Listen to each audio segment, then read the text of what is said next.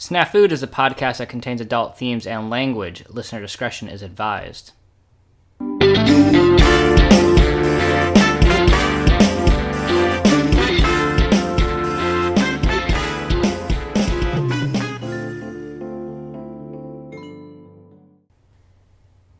Hey guys, welcome to Snafud, where the situation's normal, all fucked up. This is the podcast where we tell you true stories of true crime, true mysteries, and truly fucked up shit that happens every day, and then we just forget about it. So we're here to remind you. I'm Shannon. And I'm Corey, and this is our October episode, so that means we get to talk about Halloween themes all month long. Yes, we do. We love fall and we love October, and it's a little weird here in Florida because it doesn't feel like it at all. It's so hot and humid, but We can have our windows open, though. yeah, we can. And we've been watching a ton of horror movies and just really getting into the spirit of things and getting ready for our costumes to go trick-or-treating. You're going trick-or-treating? I don't remember. No, look, I'm sure enough, if I have a mask on, it's called free candy. Okay. You leave me be. You have a job now. You can just go buy candy. Shh, that's for after Halloween when it's all on sale. But, yeah, we're using the excuse for October, the Halloween months, to really enjoy it and do some really spooky, more, Halloween-y kind of stories for you guys. This episode is going to be centered around witches. Yep. So we're going to be talking about a bunch of witches and, where they came from, what they've been doing, one of the most famous accounts, which is the Salem witch trials, and then a little bit about witches in the modern day. Yeah, I hope that our stories really creep you out. If you haven't heard them before, or maybe you quite don't remember the Salem witch trials, but really I hope we make you a little bit tingly with the scareds. That's what we're hoping for today. All right, so let's get into it. We love witches. I mean, most people do. You see it in our media, you see it everywhere, and I want to do a couple of facts about witches that I felt like would start off the story really well. All right, what do you got for us? Well, the only problem is that I feel like the witches that we've learned about here in America are very Eurocentric. Yeah. Typically, what we would think of as a witch long time ago, originally, in a lot of religions, would have been considered a shaman or a healer or someone who would be a part of the community that was high standing, who would help you, or not, depending on how much you piss them off. Yeah. So we love to show witches throughout time. We love putting them in our stories. So think of Merlin and Morgan Le Fay, one of the earliest witches from England. Well, isn't that just more folklore, though? Because Merlin's Arthurian legend. Yeah, don't even go there. I think a lot of really weird people out there get really, really picky about Arthur. Yeah. But the fact is Merlin was considered a sorcerer who was also demon spawn, basically, and Morgan Le Fay was a witch. But yeah. It's a huge part of that story. Shakespeare, he wrote about witches. So he's wrote the idea of witches for us, where we think of three women huddled over a cauldron. Sharing one eye. No. And, What do you mean, no? No, I'm pretty sure that's more Greek. Okay. Yeah, but, yeah. Maybe he just took it from that. That's where we get the old hag hanging over, Double cauldron. Toil and trouble. Exactly. You even get, I think Baba Yaga from Russia? Yeah, well, I just actually watched Ant-Man and the Wasp today, and they talk about that, and they call her a witch. Yeah, she definitely is. She has a house with chicken legs. Yeah, Maybe we'll make a whole story out of it sometime. That's creepy, yep. And then you get into the more recent years, and we have Hocus Pocus, my favorite Halloween movie. Everyone's favorite Halloween movie. Practical Magic, my lesbian love movie. I mean, I Isn't wanted... that The Craft? I wanted to be Sandra. Alright. And then, Harry Potter, for all the millennials, where we go back to imagining men could be witches, too. Yeah, well, I think they did that in Charmed as well, which is another TV show about witches. Yeah, it's just Don't judge me that I remember that one. It's just the vampires, in media for us. Yeah. It's one of those things that we love to picture. It's fun, it's imaginative, it's creative, it's something we can't do, and we like to think about it. That's true. Witches aren't always considered to be healers or shamans, and they're not always considered to be pointy-hatted women riding around on brooms cackling over frogs' toes. We see them all the way starting in the Old Testament, sometime between 931 and 721 BC. That's actually a story in the Bible about King Saul, who seeks out a witch of Endor to summon the dead prophet Samuel's spirit to help him defeat the Philistine army. So nothing to do with the Ewoks. Okay. Nope, but That's it less exciting. definitely sounds like more of a D&D like campaign than something out of the Bible. Definitely. But the way the story goes, the witch is called up and she gets Samuel to bring up his spirit, and he then prophesied that the death of Saul and his sons, and then the next day Saul's sons died in battle and Saul commits suicide. So like that's your first real entrance to a witch. Yeah. Is that she doesn't always make things awesome. Another part in the Old Testament is Exodus 22:18. It says, "Thou shalt not suffer a witch to live," which we all remember from Firefly? and Salem. But yeah. Oh, yeah. The TV show Firefly says it. Okay. But it basically warns about divination, it warns against chanting, and it warns against using witches to contact the dead. So They weren't very imaginative back then. Now we've got witches that are casting spells and throwing you across rooms. yeah, we've gotten a little more creative than them. In Europe, by the mid-1400s, accusations of witchcraft was pretty common. So at that point, witches were totally ostracized. They're the outcast of the society. If you are suspicious of someone doing evil deeds, they're considered a witch. And, we're thinking 1400s, we're talking plague time. People are dying and you want a scapegoat. You want someone to pin it on because you have no real answers as to why the world seems to be ending. I think it makes sense, but we look back and we laugh at that. Oh, how silly! And yet, people really lost their lives over this. Like it was a huge thing that anybody could be persecuted. Yeah. So between 1500 and 1660, up to 80,000 supposed witches were put to death. That's a high number, yeah. Yeah. But I guess I didn't think there was that many people. I guess I didn't think there was that many people in the world back then. Well, there were. But guess which country had the highest witchcraft executions? I guess I'd say England, because they're getting rid of all their druids and all the Celts and all that. I mean, that would be a good guess, but it turns out Germany had the highest rate of execution, and Ireland had the lowest. So I guess maybe all the Celts were gone by then. Yeah, and I guess I didn't think Germany at all with that. So you have a publication of Malleus Maleficarum. It's written in 1486 and was considered the, quote, hammer of witches. It's basically a how-to guide on how to identify, hunt, and interrogate witches. All right, yeah, that sounds like a fun book. Sounds like the kind of book I need for zombies. Yeah, sounds like a Van Helsing type of thing. In 1647, in Windsor, Connecticut, Alce Young was the first person in America to be executed for witchcraft. And then 1692, as you know, has the Salem witch hunts. Which I'll be going into in a pretty big detail today.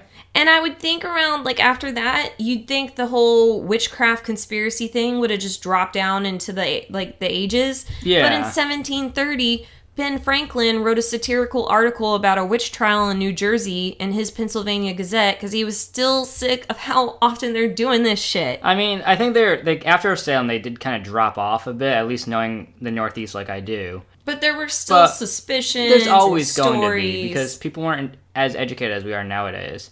I mean, even now you look at it and people are still going to call someone a witch. They don't know what they're talking about, but... I'm sorry, I think you misheard them. It's called bitch. Maybe. All right, and then today, Wicca is recognized as an official religion in the United States and Canada. So it's more accepted. We have a lot of countries that have freedom of religion, and it's cool. It's totally been melded into something else. It's men and women who practice their craft and think of threes, and there's good and bad in everything, every religion, every type of person. It's like you've read the back cover. But I'm just saying, it's almost like a more accepted, if not a real thing anymore. We're not worried about it in today's world. We're not worried about people casting spells on you and giving you bad luck. And I mean, it depends who you ask and where you're at, I think, but... Well, and maybe that's the point, because... Yeah, I'm totally wrong. And it is a thing in today's world. And we have a witch in New Orleans that we visit. She's a sweet weather witch that we tell her what's coming, and she puts out her own prayers. If it makes her happy, it makes me happy, and maybe a hurricane won't hit us. Yeah. Or and not hit them, one or the other. I always get my gree when I'm in town. Gotta restock up on that good luck. It doesn't hurt. It can't hurt. And the thing is for us, it's fun and it's a little spooky and it's just enjoyable. But in a lot of places in the world, it's not. So I want to hear more about the Salem witch trials first. All right, so let's dive into that, guys. Okay. All right, so the village of Salem was settled in 1620 by the Puritans. And for those of you who didn't grow up hearing about the Puritans all day, every day when it was the fall season, the Puritans are exactly what you picture with pilgrims. Black outfits, buckles all over the place. And not a lot of color, very drab. Yeah. Not very fabulous. Very, very boring people.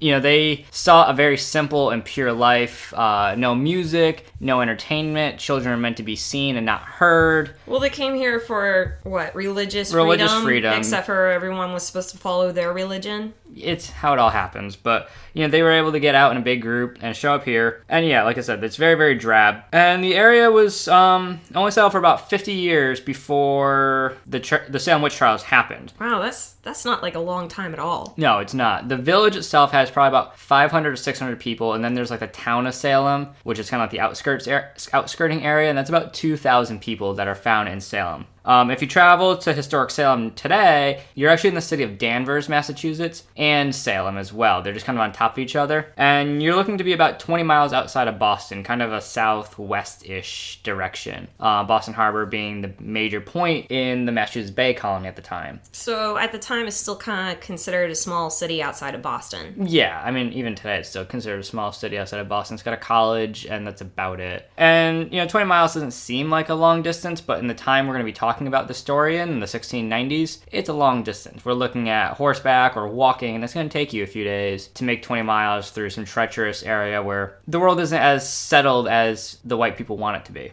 In 1692, the first bit of craziness happened. That January, or the beginning of the year, Abigail Williams and Elizabeth Perry, who are ages 11 and 9, began to start having these fits. These bodily, fits where they're not able to control their body, but they know everything's going on. So it's not quite like a seizure. So they know something's wrong. Like jerking around? Yeah, like I said, like a seizure. Like jerking it's the best way for me to paint a picture. It's like your body's jerking around, you're not able to control it, you're kicking and flailing a little bit. But they knew what was going on around them? The way they're talking, yes. So these girls, now just to back up a second, these girls are the niece and daughter of the minister of Salem, Samuel Parris. They're having these fits, and they're claiming that the devil is inside them because, they don't know what's going on to their bodies right now because it's an uncontrollable movement. It's jerking and flailing around a bit, and they know what's going on, but they can't stop it. And the only boogeyman they've grown up with is the devil, because the only book they've had is the Bible. Yeah, it's like in the South. You grow up, the devil made me do it. Yeah. And idle hands are, the devil's work or whatever.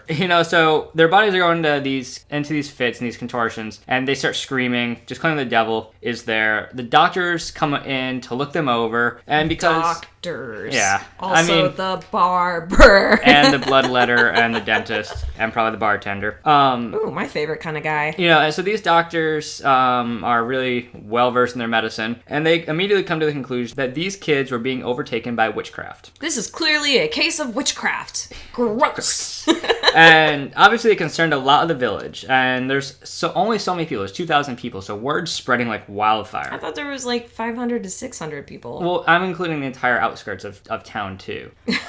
So most of the town is still working, but outside you have a lot of different people working the farms and everything. And as these girls are going through more of these fits, even more of the girls in the town are having fits from some of the famous families like the Putnams and the Walcotts and the Hubbard families. While the girls are having fits, they're starting to call out names. And the first 3 names that are called out are Tituba, which if you guys know anything about the Salem witch trials, you're going to know the name Tituba. Yeah, it's the only name that kind of stuck in my head. Yeah, because everyone else is named Sarah, Mary, or John. That's pretty easy to remember. So then...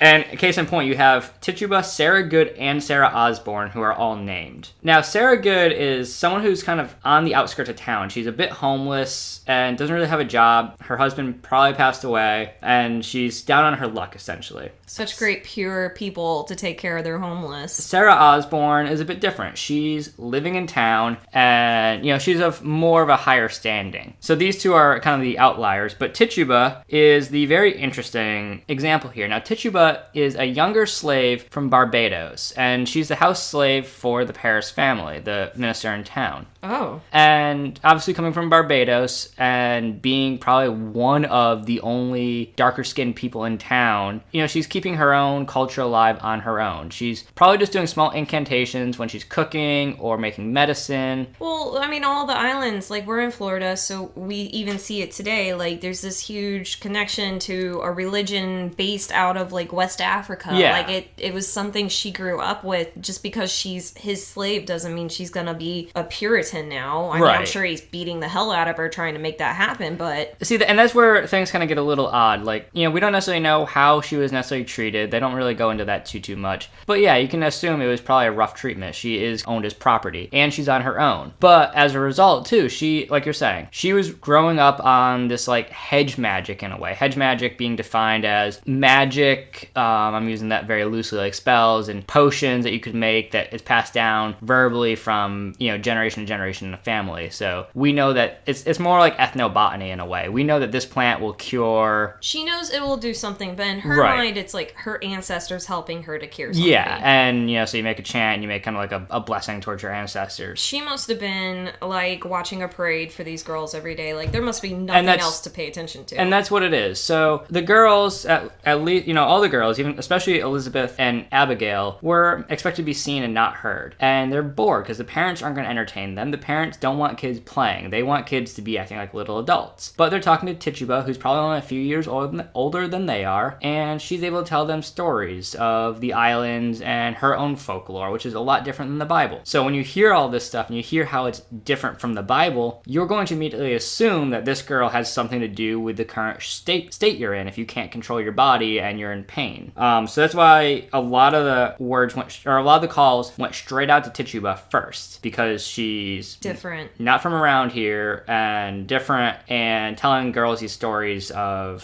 things that don't even make sense, that don't even register with them because it's not the Bible. And it's not, like, in their culture. Exactly. And now Tituba, too, like, if we look at her going through time, when you guys think of witches, you're going to think of pointy hat, old woman, wart on her nose, turning people to newts, being built into bridges. She turned me into a newt. I got better.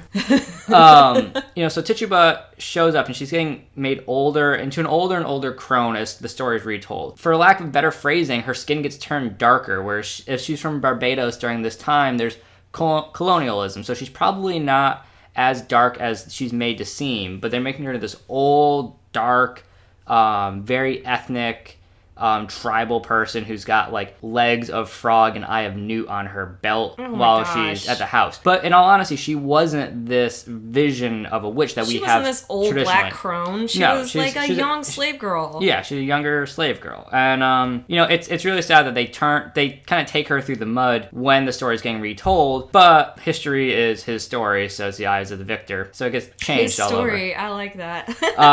As I said, more and more girls are experiencing bits of terror and flailing and things that they can't control, and all of Salem's just going through this hysteria right now. More and more people are getting accused of witchcraft, men and women, and this is at the time of the first bits of trial. So Tituba, Sarah Good, and Sarah Osborne are going to trial. In court, initially all three of them deny claims of witchcraft. Yeah, obviously. And the two Sarahs are obviously going to, but Tituba, that was going to be an issue for her. And because they're immediately going to call her out as being different. She's from the island. She's not a Puritan. And she has, like, these other religious beliefs that she's been talking about. But she's just a slave. So these other women are free women. She's a slave. Like, she's going to get the short end of the stick. So, she's in prison, and I've been in the prison that's at Salem. And even You've been in it? Yeah, that you can take tours of it. That's so cool. Even on a hot day in the heat of summertime, it's a cold and dry place. I can only imagine how shitty it is in the wintertime. But after a little bit of time, Tituba changes her story, confesses to the art of witchcraft, and starts naming more witches. She starts calling out more people in town, and like I said, it's 2,000 people, so girls at one part of town who are having fits and shouting out names, and Tituba who's just accusing others of witchcraft to kind of lighten her sentence as a part of, like, a plea deal in a way. some of these names are going to start to overlap. And then those men and women are going to be taken to prison, put on trial, and brought before courts and the whole 9 yards. I mean, over what? Because someone said a name? Because someone said a name, and I'll get into a little bit more of why, like physically and scientifically, why the outbreak happened. However, what I want to bring up first is by June 2nd, the first woman, Bridget Bishop, is hanged for witchcraft. Now, Bridget and one other person in Salem were both accused of being witches in a previous town or village that they lived in. So when you're accused in one town, you come to town 2 and you're accused again, you don't really stand much of a chance. So Bridget was hanged by She stayed in Boston.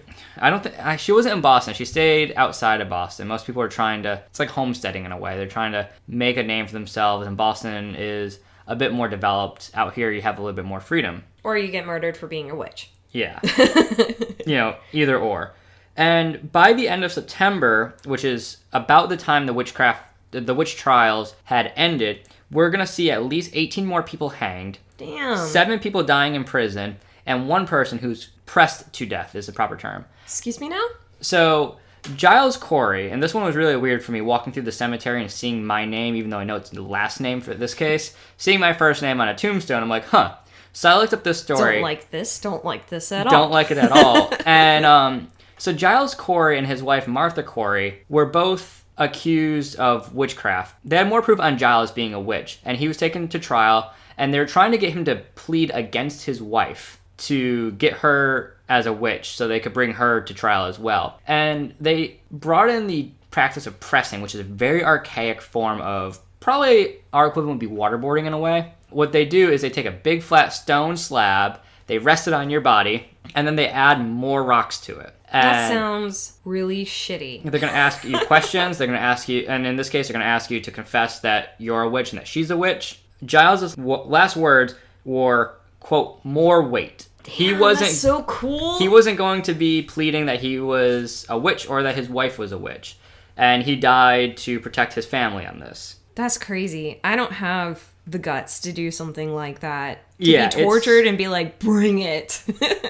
We're still, just let's take a step back because that was a extenuating circumstance. It's a very cool story. Stepping back into the full of this, we're looking at the summer of 1692. And this is probably about the peak hysteria time. And it didn't take much for someone to make an accusation of witchcraft.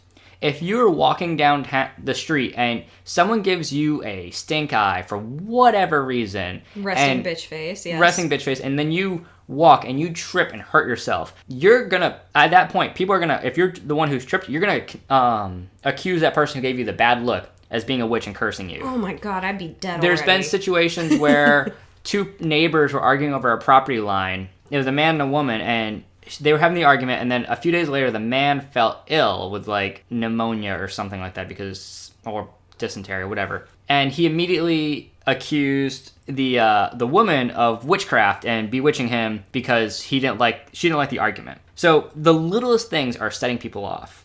I mean, you'd think that people would see this and see, this is just silly. Yeah. But it's a small community and there's really nothing going on. There's nothing as a distraction. And it's turning into this fire, not a fireball, but more like a snowball. It's a snowball effect where it just keeps getting bigger and bigger. Yeah. And at the height of it as well, like I said, so many people were killed or died in prison, but at least four people had confessed to the art of witchcraft and started naming more names for a reduced sentence and their eventual freedom. You really don't think that they believed in it? They were just going for the plea deal? I don't know what to believe. I mean, as a scientist, no, but we'll get to that in a few minutes. Even at the time, even Reverend George Burroughs, who's a minister in town, was tried and executed. He was actually first accused as there was a time about 20 years prior when he was living in Salem that disaster had struck. Native Americans had come in and raided the village. The worst nightmare of any settler. It was a new village then too, 30 years old. Yeah, you're looking at 30 years old. Probably not too many people living there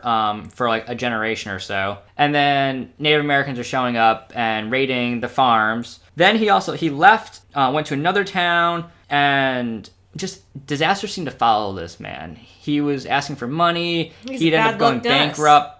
He bankrupted a church for whatever reason. How do you manage that? They're very hard to heat. And and when he arrives back in Salem almost around the same time that the girls started to have their fits and their issues. Obviously, this is a situation of a wrong place, wrong time type of thing, and just really bad coincidences following this man around. The next one that's very interesting is John Proctor. He's a wealthy landowner who came over from England. His wife was accused, and then they started accusing the rest of his family. Now, John was educated. He was more wealthy. He was better off. He understood what was going on in Salem as mass hysteria.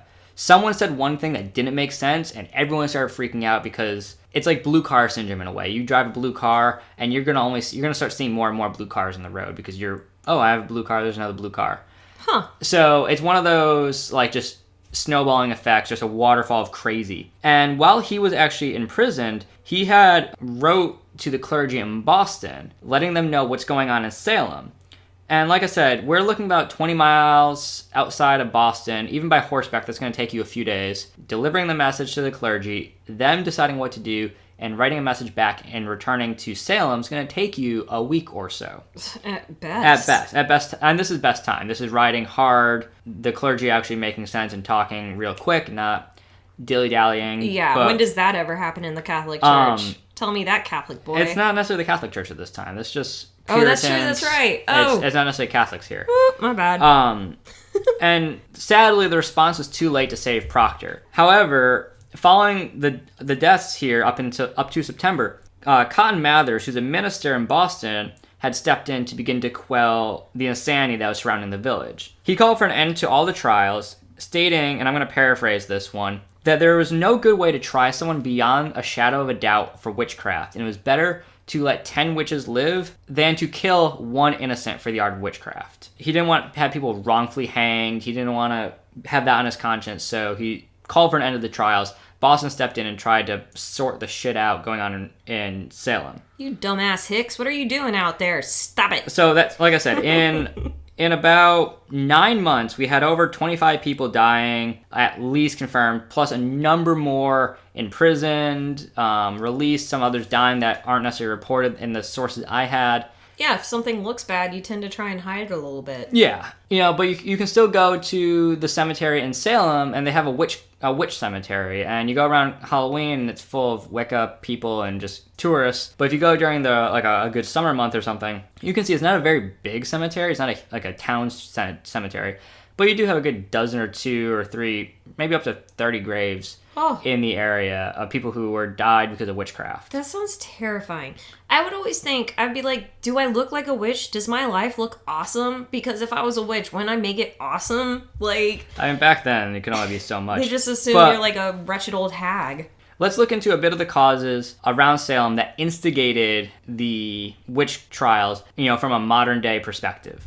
As you look back, like I said, people were seen to be very drab. It was very, very boring, and especially for kids. People didn't want to play with kids. They wanted them to be little tiny adults. At this time, it didn't really work out. So some people were suggesting that it could have been a game that got out of hand. That the kids are, oh my god, I'm possessed, I'm being bewitched, and I'm going to start naming names. And then it was just a game that kids were playing to get attention, to entertain themselves, that just got out of hand. Yeah, and by the time people are really suffering over it, it's like you can't back out now. You can't back out and be like, oops. Other people are saying that it's teen angst because obviously 9 to 11 and then older, you're just angsty and you're a teenager.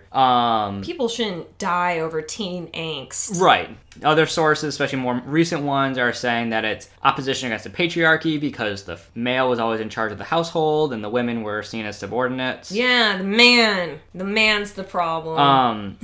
Other issues were that the recent years leading up to the situation in Salem, just in the region and even following the 1690s, the weather was very, very cold. And up north, if you guys haven't been into New England, don't go from the months of November until May. I'm never gonna go. Because the ground gets frozen. It's very hard for agriculture.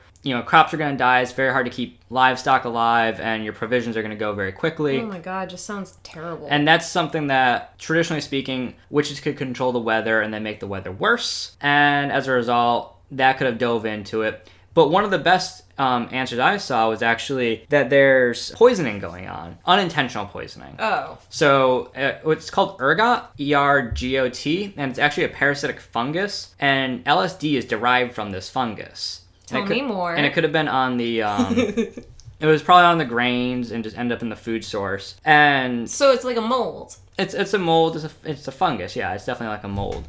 And it could create hallucinations. It can create body contortioning and fits, like physical fits of your body where you're not able to control your limbs. And you're Puritan, so at most, the heaviest thing you probably have is, oh God, yes, that white bread. I think the spiciest thing or any most outrageous thing they had was probably white bread because it's New England. And, I mean, from what I've seen of your diet, yeah. Yeah.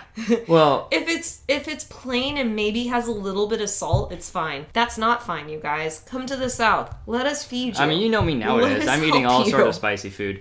But especially, and like, you know, people aren't drinking. So if you're having like a psychoactive drug or a parasite that's causing that sort of idea, you don't know what's going on. So the first thing you're going to jump to is, oh my God, I'm being controlled by the devil. And this one is probably my favorite answer for what's going on in Salem. But between that, the cold weather, the angsty children, there's so many reasons why Salem became ripe for these witch trials. And who's to say if it was a bad fungus, if it was mass hysteria because of teen angst, or if there really were genuine witches harming the people in Salem back then.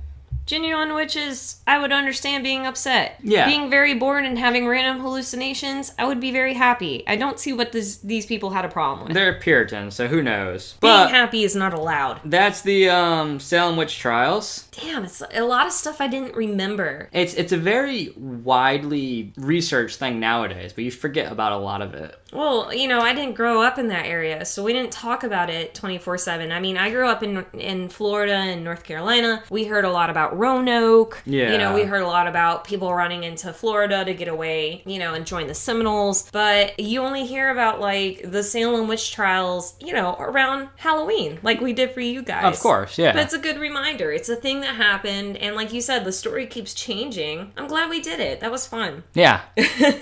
So what do you have for us, Shannon? We just got out of Salem. I'm hoping you got something different.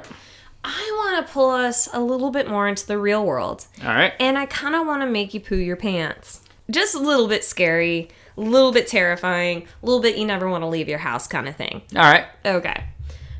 If I told you that magic and witchcraft were real, would you believe me? To an extent, yeah. The world's a weird place. If I said we could get on a plane and go to a market where we would meet a so-called witch and they would put together a potion for us, would you do it? Maybe. Right now, you and I could go to Johannesburg, South Africa. We would go to the Faraday Market and we would meet just this huge array of people, and you would see all sorts of stuff. You'd see bones and carcasses of animals from all the way from gazelles to baboons, chimpanzees to dogs, you know, that kind of thing. You got skulls, you got furs. Why would we want to go there? I really don't. You don't have any idea? No. Well, it's not really for you. You know what I mean? Like, it's not really anything you're supposed to pick out. And if you're that tourist walking through there going, ooh, look at the baboon skull, I'll buy that, you're an idiot. Yeah. It's more like walking through a pharmacy with your doctor as you explain to your doctor, look, I don't feel good, or I don't sleep enough, or lately, like, every time I leave the house, all this bad stuff happens to me. And as you walk around this so-called pharmacy, the doctor is going to pull things and from each bin and put it together and make your medicine, which a lot of people call muti. All right. And it's like a Zulu word for medicine. Okay. So what those people would be considered are Sangoma. Sangoma? Mm-hmm. And they're not what we would call witches. Because what we call witches, which is like a term for anybody that does magic or medicine or spells. Yeah. In Africa, it's nothing like that. In Africa, Sangoma are just everyday people like you and me, your banker, your grocer, and yet at the same time, they go home and they have a very deep traditional religion that they live by. That means that all the spirits in their world, ancestors, they manipulate like everything that goes on around you. So in the Christian religion, we believe that there's good and evil, demons and angels, that there's this constant invisible fight around us that we don't know about. And it's very similar to what they believe. So what they believe is that there are ancestors and spirits, and if something is going on in your life that's really bad or terrible, well, you might have just really pissed off an ancestor. Like, you might have done something so bad that a spirit is following you and causing your bad luck, or causes you to never make money, or you lost your home, or all your chickens died. Yeah. But it's not just that. It's like, what if you have these health issues? I have a fever. My child is sick with the cold. You know, this is where they go to get a lot of their medicine. And you might not believe me, but it's estimated there are as many as 200,000 traditional healers, Sangoma, in South Africa, while there's only 30,000 Western medicine trained doctors. Huh. Yeah, the Ugandan... That's a pretty big difference. It's a huge difference. The Ugandan Health Ministry estimates there are around 150,000 traditional healers operating in their country, and in Sierra Leone, there are just 1.9 health professionals for every 10,000 people. Jeez. In the country. Yeah, and that's according to the World Health Organization. So when you think about it, when you think about religion and culture and things you're raised with, like, you're gonna believe in it. It's everything you've been told the entire time you're growing up. This is a real thing. This matters. This is a person of prestige. They have power. Why wouldn't you believe it? Especially when you're sick and you can't get to a freaking doctor. Yeah. In Sierra Leone, the average distance to a health facility is 18 kilometers. That is a lot. If you're walking, most people don't have a car. If you have to take the taxi or a cab, you have to pay money for that. Yeah. It's a lot. So if you don't have a health practitioner that's within 18 kilometers, and yet you have a Sangoma who you believe is a traditional, like, healer, would you not try that? Yeah, it's what your family's always done, so you go follow that. Or especially if you're taking care of your family. Right. You know, still, you're going to do the first thing you can to help them. What I just meant is that it's your traditional, it's your tradition. So your grandparents, your parents, their great-grandparents, they've all done that. So it's what you're going to step into. Yeah, and it's not just like you're going to the corner store and some crazy behind the store is like trying to sell you some weird package of herbs. Literally, they're local respected leaders who provide medical services, and under the Traditional Health Practitioners Act of 2007, they are legally recognized beside herbalists and traditional birth attendants and traditional surgeons. So to them, they are a legitimate medical person you can go see. Yeah. So what exactly do they believe in? Well, we already told you they believe in ancestors and good and evil and having a coexistence of just like a neutral, like, let's make everything good. Yeah. And that's a lot of like cultures and religions. It's a lot of, hey, if it's, you know, a river hitting a stone, it doesn't work out because the river will eventually overrun the stone. Right. Right? So in this belief, you have Sangoma and you have Inyanga, and they're both Zulu words, but traditionally they're believed to be healers. And so Sangoma are different. Like I said, they can be all sorts of people, your banker, your grocer, but they can also have all sorts of religions. They can be Muslim or Christian or Jewish. Like, it's not the religion, it's a belief. So what they believe in is that spirits, ancestral and otherwise, live around us and that they need to strive for harmony in our lives to make the world work. Right.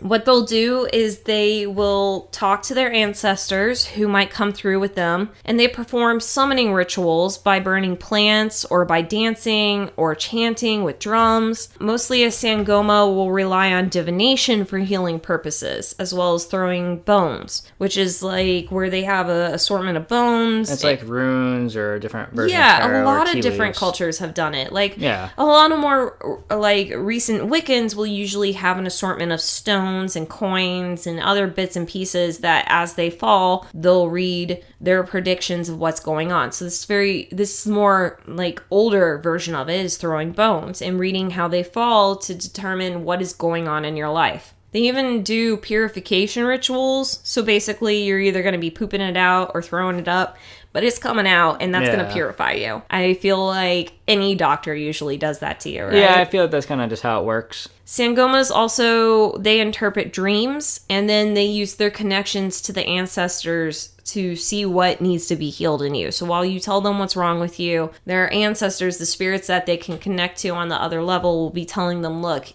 they say it's this, but I see this. And it's really real to them. So healing isn't just something physical. Unlike Western medicine, this culture identifies with issues that are needed to be made right by a healer. So again, if you have continual bad luck, that's something maybe an angry spirit put on you, and they need to make it right. You messed up, and we can deal with that. It's just mostly about creating harmony. A lot of Sangomas often find their calling because it's more of a tradition in their family. And many see it as a personal calling to be a messenger for their deceased ancestors, or Amadlazi, which I probably said terribly. Yeah, we're going to make a quick sidebar just to apologize for any time Shannon says words. I really, really like making the most out of anything I don't know how to pronounce. So I'm going to go 100% on it.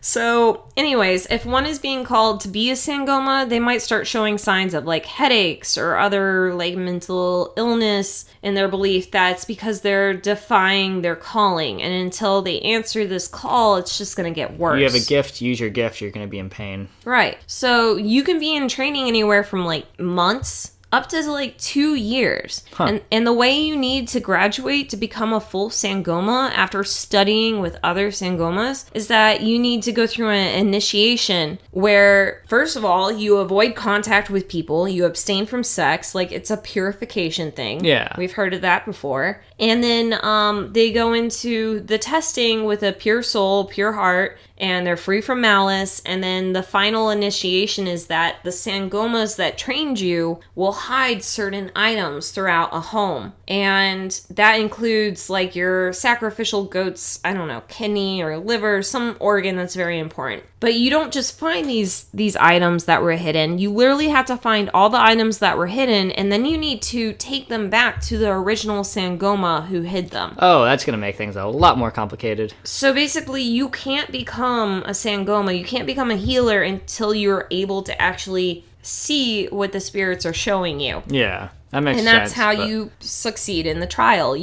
Hey, my spirit tells me this Sangoma hid this item, and they hid it here. I don't know. Scientifically, how can you argue with that? There's no proof. But at the same time, how do they know? So it's easy for Westerners to become really confused and simply call them witches or witch doctors. Yeah, of course. But that's actually really derogatory, and it could get people killed. Huh.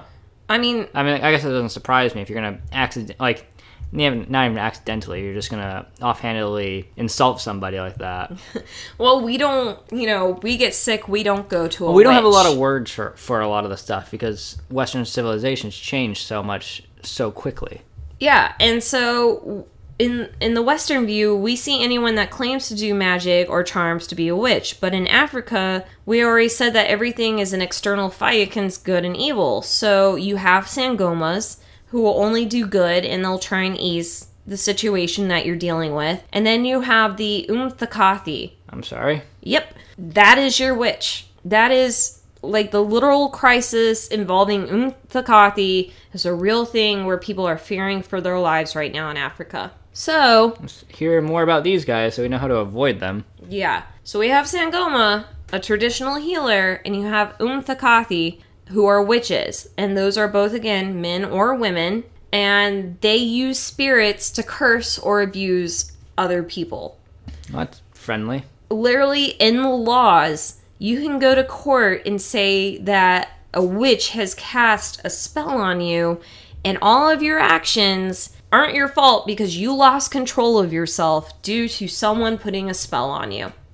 Yep, it's literally in the laws that you can't be held against that. They make good luck charms. They do get rich quick schemes. It's like every person that wants to screw you over, just like we see nowadays. Miss You're smiling, but I know. What is she called? Miss? Oh, is she Miss? The Jamaican lady. Call me now. Cleo? Yes, Miss Cleo. Okay. I mean, it's basically the Miss Cleo of the African world. She's throwing on a big show, and it ain't real. But for these people, it's really real, and it's really scary because what they're doing is evil. What they're doing is bad, because what they do to make these get-rich-quick potions or the good luck charms, they want to bring wealth or power. It's not about healing you. It's about getting greedy. Yeah. And in order to do that, they need body parts or human fluids. That's disgusting. I'm telling you that right now in the world, there are human sacrifices going on in order to make magic so people can get wealthy. Do you believe me? I don't not believe you, because Africa especially is a very wild area, for lack of a better term. So look, they don't just call it human sacrifice. That's a little dramatic, right? As it should be, people are dying. What they call it is ritual killings, and they've been growing in Africa since 1999, according to the Ref World Report. All right. And that's also including the Canadian government from 2012. So, in 2001, almost 2,500 people were caught in possession of body parts. That's human a lot of people body killed parts. To be body parts. Mm-hmm. In 2010, you had one newspaper reporting that dead bodies were missing organs and being discovered on a daily basis on a road close to Lagos State University. It's described as a, quote, hotspot for ritual killings. So basically, attacks and killings for witchcraft have grown so much in Nigeria, Uganda, Swaziland, Liberia, Botswana, Tanzania, South Africa, Namibia, Malawi, and Zimbabwe that today people are pulling their children from schools. People are no longer trust their own family members, they don't trust their neighbors, and they don't trust their friends because those people might turn on them and lead them off to get killed by or not even a sangoma, by a witch doctor. Yeah. They're also afraid to talk to the police forces because nothing seems to get done when they go to them. And I mean, if I was a police officer, I'm not going to be wanting to go against some witch. You know, no matter how much I believe or don't believe, when you get enough people, like with Salem, you have enough people that believed it, so it kind of becomes true. Well, how does a police officer be anything different from a regular citizen? They also grew up with this culture. Right. They also grew up with these religions and beliefs. And it's hard to enforce. And they're supposed to be the guys that fight the ones that do this. It's terrifying. Yeah. But it's gotten so bad that the African police forces, like the ones in Malawi, have actually started a victim support unit in order to protect victims, but also warn their communities about witchcraft and the laws. Uganda literally has an anti-human sacrifice police task force. That's got to be a fun team to be a part of. I mean, I would love to see that t-shirt. Yeah. It's the Ashpatash. But, basically, the problem is that anyone could be a target. Yeah. Like, there's no specifics for who can and cannot be a target for those witch doctor, but basically, it's the outliers of society. The people who don't have families necessarily. I'm sure the weak and sick are probably looked at. And yet, just the most random people who wouldn't suspect it coming to them. So my first case, really quick, is going to be about 19-year-old Hussein Emmanuel in 2016. He's just a regular boy. He's a teenager. He's living at home with his family, and he makes 2 new friends that promise to get him a job in southern state Nigeria. When the 2 men asked Hussein if he wanted to go swimming in a nearby river, he said, yeah, that's awesome. I mean, wouldn't you want to be really nice to the 2 new guys that just said they're going to get you a job? Mm-hmm. He says that once they got to the river, the 2 men tried to strangle him with a chain, and then they knocked him unconscious. And after they knocked him unconscious, they gouged his eyes out. Oh, I'm not going to like these stories. Nope. Hussein woke up, blind, in pain, and screaming for help. And he laid by that river screaming for help until some passersby rescued him. There's no arrest made in that case because he didn't actually know who those guys were. Yeah. Most likely, those 2 men who attacked Hussein were ritualists, who are also known as headhunters, because they're people who collect the human body parts to sell for the Muti rituals to the witch doctors. Typically, again, their targets are anybody, but it's usually vulnerable members of society, women, children, the elderly, or the mentally or physically disabled. I guess I didn't figure, like, mentally or physically disabled would be worth as much to these people as someone that's healthy. But Let me put it, you're looking at it from a Western point of view, maybe.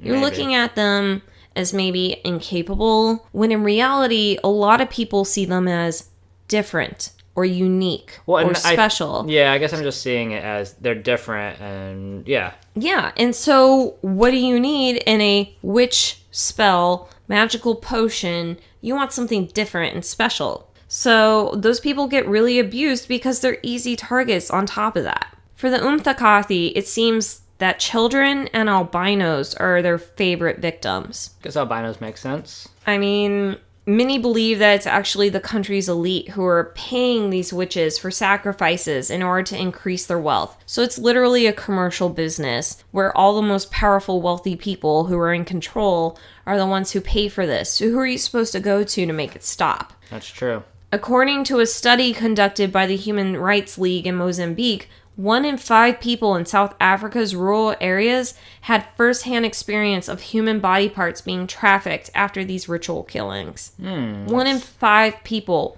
have seen it. Way too many people. Another report in 2013 that is supported by UNICEF says that every week a Ugandan child is mutilated or sacrificed and body parts are removed. The organs can be sold between 500,000 and 1 million of their local money. That's a lot of money. I mean, depending on inflation, obviously, but... It's a lot for them. Yeah. It matters. It's still terrifying, though. So, just to point out who is getting affected by this, I'm going to tell you another case. All right. October 21st, 2009, 7-year-old Alan and his sister are walking to school when they spot a really nice jackfruit growing in a tree. They look at it. We should definitely go get that, right? Nice jackfruit. Yeah, so they climb up the tree, they collect it, and they decide to hide it in a nearby shrub where Alan's going to come back and get it when he's walking home on his lunch break from school. Yeah. It's a good idea, right? So he goes to school, and when he's coming back for lunch break to retrieve it, he runs into his neighbor, Paul, and Paul motions to him to come on over. And since the boy knows him, he's like starting to come towards Paul because... Yeah, of course. Why wouldn't know you? The guy. As Alan walks up to Paul, he spots a Wally Kivumbi, who is hiding behind a log and is shirtless. And a Wally here is a name, not like a Wally. Like a Wally is the first name. Yeah, that's this other guy's name, okay? So we got the neighbor, Paul, and we have another guy named Wally who's hiding behind a log, and he's got very little clothes on. So as Alan walks up and spots a Wally, he gets really scared. As you would, yeah. Yeah, why is this guy half naked? He knows, like, instinctively, he knows something is wrong. So he turns to run away, but a Wally has run out and grabbed him, and he's already cut his right hand. Jeez. Alan slips, and he falls to the ground, and he's screaming that, like, he's looking at the two men, and he's screaming that he's going to report both of them to his grandmother, who's the person he lives with at the time. Anything you've told your child to always do. Call for help. Tell them you'll report them. They're gonna get in trouble. Leave me alone.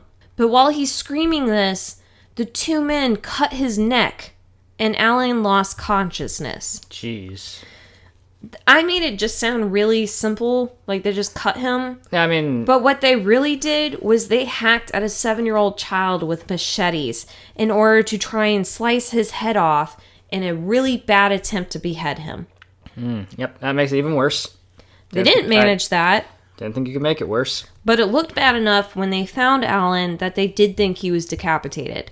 That's how bad this was. Yeah, it keeps getting worse. I don't like this story. But what they did manage to do, they took bone from his skull, and they cut off one of his testicles, and they crushed the other. No. Alan wasn't found until late that evening, off the path where he had hidden the jackfruit.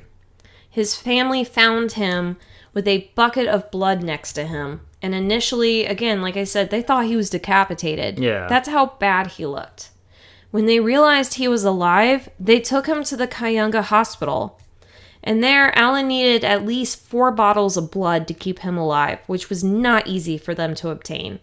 The hospital had bandaged all of his obvious wounds and laid him in a bed where his father and family who came to his bedside, like they're sitting there and they fall asleep because you know how it is when your family's in the hospital and you're sitting with a friend or a family member. Like, it's just hours of waiting. And so you're going to fall asleep. Yeah, you just kind of doze off. Well, that's what Alan's father did. But when he woke up, he realized that there's this huge puddle of blood under him and there's blood dripping from the mattress. So they take off the child's pants, which you think they would have done before. Yeah, I feel like you do that kind of inspection when you take a body in. Right, but instead, that's when they discovered the mutilation to his genitals. I really don't like this story at all. I know. So it's been freaking hours, and now they're finally going to patch him up. They literally had to spend 40 days in that hospital, for which over 30 of them, Alan was in a coma.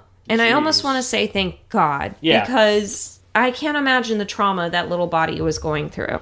So for months, Alan's father had to actually buy the prescription medicine from pharmacies in town because the hospital didn't have them. All right?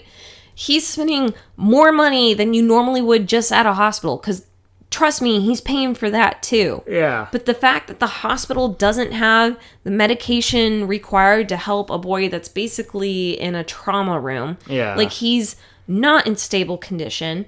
The day Alan woke up, he was screaming, "Wally and Paul, leave me alone. I will report you to my grandmother." He woke up still screaming from his attack. That's terrifying. Over 30 days later, that's what he remembers. The day after Alan regained consciousness, he was referred to the Malago Hospital.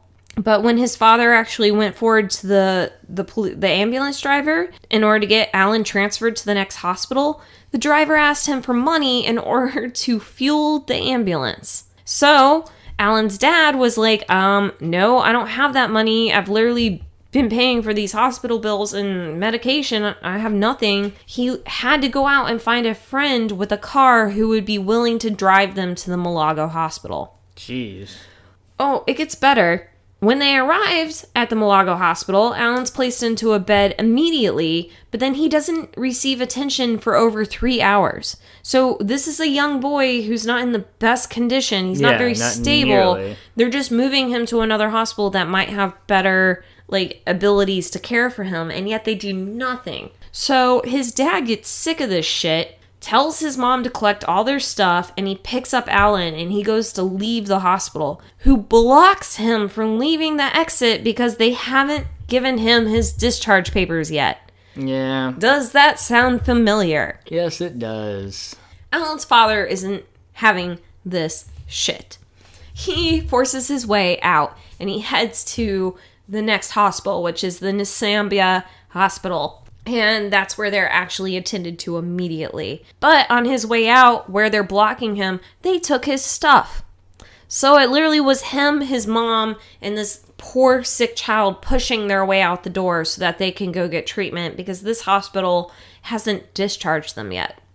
Now, the police arrested the suspected attackers, Paul and Wally, and then Alan was asked, what had happened to him, and initially he didn't want to even give any kind of comment because he's terrified. Yeah, as you would be. I mean, these were people he knew, and they tried and almost killed him. He does not want to say the names. So it's only once that the police finally tell Alan that they're going to, quote, shoot whoever hurt him, does he finally tell them what happened.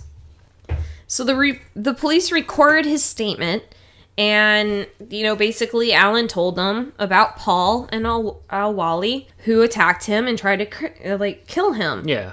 Once he tells the police all this information, Alan and his father are told that the suspects wouldn't be prosecuted until 5 months later in Mukono. So BBC hears of this event, right? And they decide to send some reporters down in order to investigate what's going on. So when they come to the village, the locals openly told them that Awali was still involved with child sacrifice. And in order for them to get access to Awali, they pose as businessmen and literally just wander around the village asking for a witch doctor that would be willing to bring prosperity to a construction company that they were claiming to own. It does not take any time at all for someone to bring them over to Awali, and as soon as they enter the courtyard to meet him, Awali and his helpers wrestle a goat to the ground and cut its throat. All right. That's some sort of welcome. Yep. Awali then gets up, explains to them that this goat has now been sacrificed in order to bring them luck, and now they need to pay him $390. And that they're supposed to come back to him in a couple of days where they'll discuss further on their, works of magic. Upon the reporter's return to Awali, he brings them into his shrine, and he says he wants to discuss his most powerful spell of all. Turning liquid into gold. Exactly. No, not really. It's actually just murdering people and getting good luck. Yeah, so, find the biggest person you can murder. According to Awali, there are 2 ways to do this. 1, they can bury a child alive on their construction site. Oh. Yeah, simple. All right, that went from 0 to 100 too quick. 2, you could cut them up in different places and then put their blood in a bottle for spiritual medicine. Yeah. I don't think I like any of those options. I think this guy's a bastard. So, Awali then explains that if it's a male child, he needs to cut off the whole head and the genitals, as well as the feet and the hands. They're going to dig a hole in the construction site and put all the pieces together, because why not? We've already put them apart, but whatever. And he goes on to boast that he's sacrificed many children, so he totally has a lot of experience, and he obviously knows what he's doing. Totally. Obviously. The reporters end the negotiations, and then they take all the notes that they had, and they hand it over to the police officers. And smart move. Yeah, that's in 2011. As of 2011, Awali, again, was still free. The 2 attackers, Paul and Awali, were put on trial for attempted murder, but they both were acquitted on June 20th, 2012, because the prosecution failed to provide enough evidence. Oh, one of those situations. That's great. I don't know, between the mutilated child or the notes from foreign You'd feel reporters. like they have enough. You'd think they'd... Maybe. But obviously, I don't know dick, because they got away with it. But what a witch doctor wants more than little children is albinos. So yeah.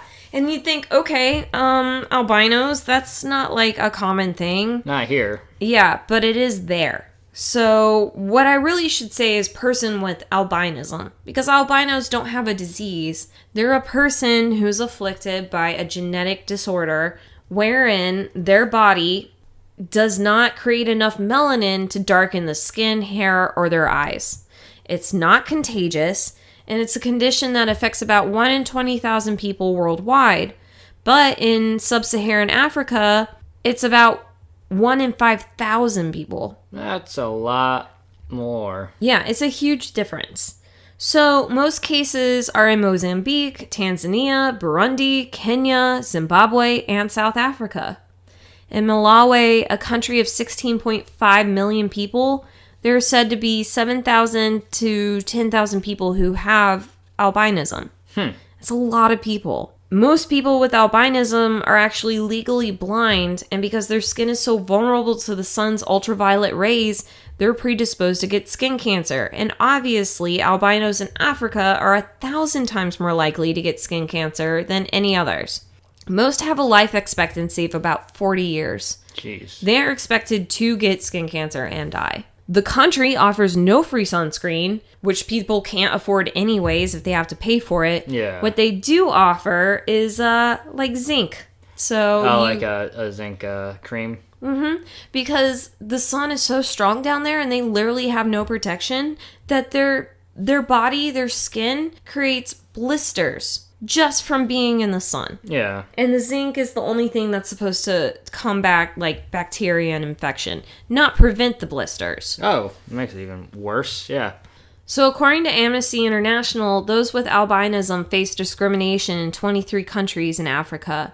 And for many of those, this discrimination leads up to a lot of violence. It can be anywhere from murder, infanticide, so killing of babies. Yeah, taking you away when you're a baby and just killing you, or even live burials. That belief is really fed off by a bunch of myths that surround albinism. The most leading one is that their bones are made of gold dust. That's a news story. And those are really, really, really important in components of magic potions, right? There are literally reports of bones reaching the price up to $75,000 on the black market. Jeez. That's nothing to sniff your nose at. Yeah, not at all. So one local lady, Emily Chiomia, who's also a woman who lives with albinism, is quoted saying, "You walk on the street and they call you millions, as if we were gold." That's gotta be a not fun way to exist. That's literally you walking down the street and someone saying, "I can murder you for money." Yeah. Like, just yelling that at you. So according to international human rights organizations, women and children living with albinism are more vulnerable because people are being wrongly advised to have sex with them in order to cure HIV and AIDS. Oh, yeah. That So- sounds about right. It's not right. No, it sounds like a backwards thing, and, you're not using proper medical training. No, you're going by like myth and random folklore to tell you how to heal things that we should know how to heal. So there's a popular radio DJ, Ian Samboda. He lives with albinism. And he recalls that there was a time when a really educated woman came up to him and offered him $138 to sleep with her because she had HIV and she thought that would cure her. So when he said no, she offered him $700. Jeez. So think about this. That's a lot of money here. Yeah. That's a shit ton of money there. Yeah, it's true. He said it was really difficult. He could have used that money, but he didn't sleep with her because he knew that his skin didn't magically cure her. What's worse is that when it comes to these attacks on people with albinism, many of their perpetrators, many of the people that attack them, are family members or friends or neighbors. They literally can't trust anyone around them. Because of this, people literally have to change their lives. Emily said before it was a case of people saying if you sleep with a person with albinism, your skin will turn white. But now it's different.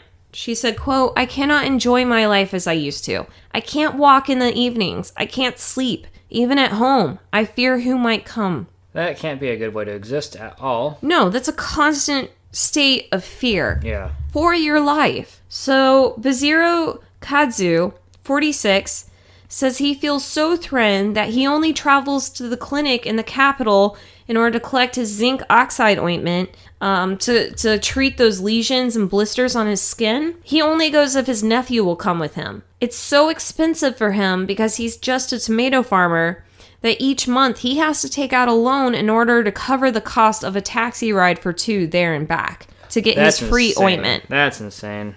So why are they so scared? Why, they're out, you're albinos and you stick out. Well, in February 20... people are saying your bones are gold and that sleeping with you will cure AIDS. Yeah, and when you walk down the street, people yell out how much you're worth. That could be why people are terrified.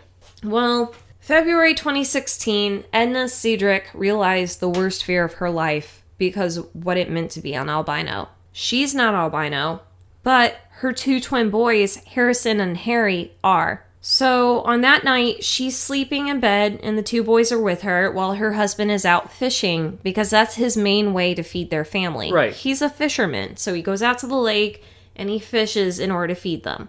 Edna wakes up at a knocking at her front door. And so she goes to answer it, but as soon as she opens the door, a man barges in, wielding a machete in her face and slashing at her. He pulls Harry from the bed, and he starts to drag the little boy to the door. Edna is screaming. She's holding on to, Harry for dear life, and her other hand is gripping onto her other son, Harrison. But, unfortunately, the man turned on Edna, and he slashed her in the face with a machete. And she fell to the floor, and she released Harry. She didn't mean to. She just lost hold of him. Yeah. And next thing she knew, he was gone. Edna ran into the street, and she's screaming, and she's got blood racing down her face, but she can't see her kid. He's nowhere. He's gone already. The police arrested Edna's husband because they suspected him for being gone when the attack happened because this is such a familiar thing where the family has a participation in it that clearly he's like a person of suspect because he just wasn't there. Yeah. It literally takes the local village chief coming in and talking to the police and explaining, look, he's a fisherman, this is how he feeds his family. That's the only way they let him go. That's insane. So, police found Harry's head 4 days later in Mozambique. That's even worse. They brought his head wrapped in a cloth inside a sack, and they made his mother identify it. Nope. According to Amnesty International, the 2 men were arrested in connection with the little boy's murder. One was said to be his uncle, and another was a man who had previously been convicted for possessing bones of a person with albinism. That last conviction cost him $30. That was his fine. Harrison, the remaining twin, still wakes up screaming in the night because he can't find his brother. His parents just tell him that his brother's going to come back one day because they have nothing else to tell him. It's impossible to deal with right now. I mean, what do you...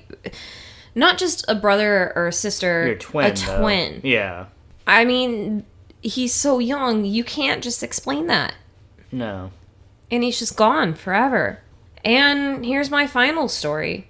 On a warm, dry Sunday in April 2016, David Fletcher was being a moody 17-year-old. Yeah, He wanted sounds about right. Yeah, sounds like every moody 17-year-old. Yeah, it sounds like every 17-year-old. He did not want to be at home helping his parents pick corn. It was not what he wanted to do. He wanted to be at the local school in order to watch a football match.